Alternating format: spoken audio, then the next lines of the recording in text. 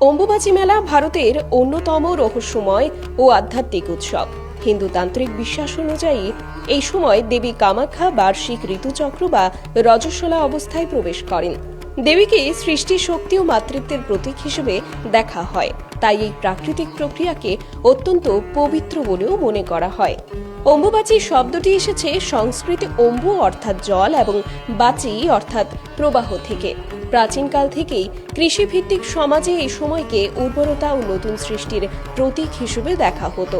লোক বিশ্বাস অনুযায়ী দেবীর ঋতুকালীন সময়ে মন্দিরের গর্ভগৃহ 3 দিনের জন্য বন্ধ রাখা হয়। এ সময় কোনো পুজো বা দর্শন হয় না। চতুর্থ দিনে মন্দিরের দরজা পুনরায় খুলে দেওয়া হয় এবং শুরু হয় বিশাল ধর্মীয় সমাবেশ। হাজার হাজার সাধু, তান্ত্রিক, সন্ন্যাসী এবং লক্ষ লক্ষ ভক্ত এখানে সমবেত হন। বিশেষ করে তন্ত্র সাধনার ক্ষেত্রে এই উৎসবের গুরুত্ব অপরিসীম। অনেকের মতে কামাখ্যা হল ভারতের তান্ত্রিক সাধনার অন্যতম প্রধান কেন্দ্র।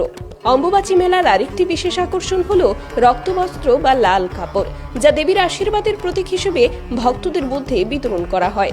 ভক্তরা এটিকে শুভ ও পবিত্র স্মারক হিসেবে সংরক্ষণ করেন।